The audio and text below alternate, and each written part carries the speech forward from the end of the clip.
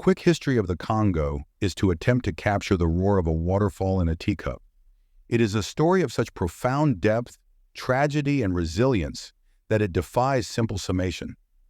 This is not merely the history of a nation, but the history of an idea, a vast, mineral-rich heart at the center of the African continent that has been imagined, exploited, and fought over by external forces and internal champions for centuries. Its trajectory from a mighty kingdom to a personal fiefdom of a European king, to a pawn in the Cold War and into its tumultuous present, is the essential narrative for understanding the world. Our story begins not with European contact, but with the sophisticated political entities that flourished long before. The Kingdom of Kongo, emerging in the 14th century around the mouth of the Congo River, was a centralized state with a sophisticated bureaucracy, a vibrant currency, the Zimbu shell, and extensive diplomatic relations, notably with the Portuguese in the 15th century. This was not a primitive land awaiting discovery. It was a regional power. To the east, the Luba and Lunda empires mastered statecraft and created intricate political systems based on sacred kingship and consensus. This pre-colonial brilliance is the crucial first chapter, often overlooked, that establishes the Congolese people as architects of their own destiny long before tragedy befell them.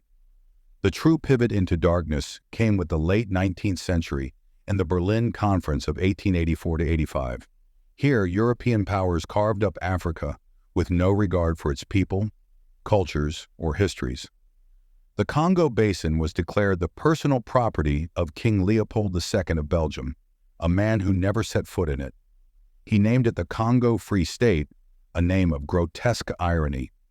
Under Leopold, the Congo was transformed into a forced labor camp of unimaginable horror. The quest for ivory and explosively wild rubber fueled a system of terror administered by the Force Publique. Quotas were enforced through the whip, imprisonment, and the infamous practice of cutting off the hands and feet of those who failed to meet them, or even of their wives and children. Millions estimates range from 5 to 10 million perished from murder, starvation, and disease. This was not colonialism. It was a Holocaust orchestrated for profit, the first modern genocide of the 20th century. The land itself became a Congo of unimaginable suffering, a reality so grim it spurred the first major international human rights campaign, led by figures like Edmund Dean Morel and Roger Casement. International outrage eventually forced Leopold to relinquish his personal hold in 1908, transferring the territory to the Belgian state. Thus began the era of the Belgian Congo. The sheer, brutal efficiency of the exploitation was industrialized. The focus shifted to copper, diamonds, gold, tin, and cobalt, mined by companies like Union Minière du Haut-Katanga. The Belgians instituted a paternalistic, deeply racist system of mission civilisatrice, civilizing mission. They built infrastructure, schools, and hospitals. But this was not for the benefit of the Congolese. It was to create a more productive and subservient workforce. Crucially, they provided no higher education, no political training, and created a stark racial hierarchy. They were building a country with an entirely disenfranchised population, a pressure cooker with no release valve. When independence came, it arrived suddenly and chaotically in 1960. Pan-African winds of change were blowing, and Belgium, caught off guard, granted independence in a rushed, unplanned manner. The result was immediate chaos. Patrice Lumumba, a fiery nationalist and the first legally elected prime minister, became a symbol of defiant, non-aligned African sovereignty. His famous independence speech, which called out the humiliating slavery of colonialism to the face of a shocked King Baudouin, marked him as a threat to Western interests. Within months, the mineral-rich region of Katanga, led by Moise Tshombe and backed by Belgian mining interests, seceded. The UN intervened, but the new republic was paralyzed. Lumumba was subsequently overthrown in a CIA-backed coup. Declassified documents have confirmed this, due to his perceived Soviet leanings and, more importantly, his threat to Western control over the Congo's vast mineral wealth.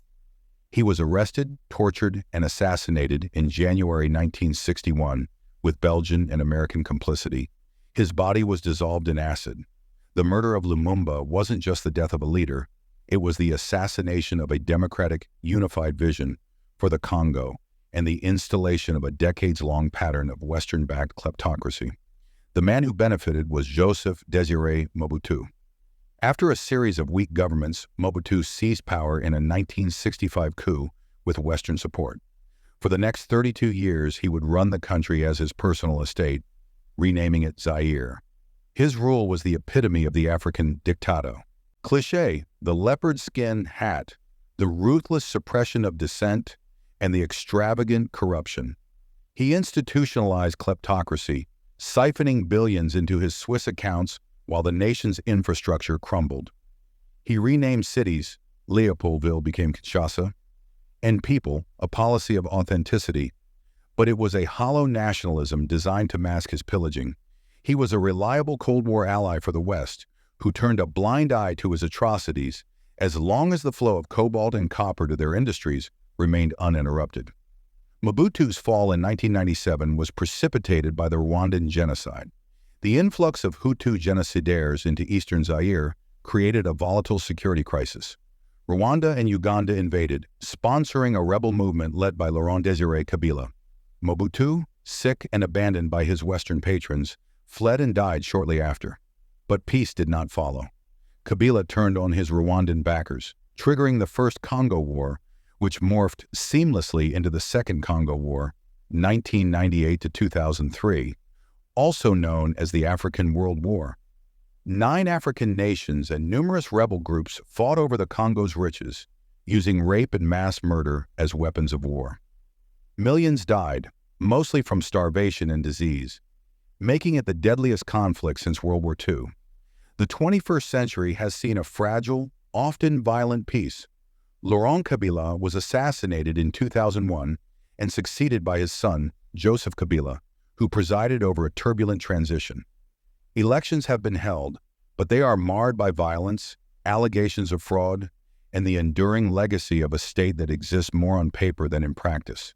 The East remains a war zone, with over 100 armed groups, including the notorious M23, allegedly backed by Rwanda, fighting for control of mines yielding conflict minerals like coltan, essential for the world's smartphones and laptops. The history of the Congo is thus a relentless cycle. Immense natural wealth begets immense human suffering. From Leopold's rubber to Mobutu's cobalt to today's coltan, the world's hunger for resources has been the constant, destructive drumbeat to which the Congolese people have been forced to march. Yet to define this nation only by its suffering is to do it a profound injustice.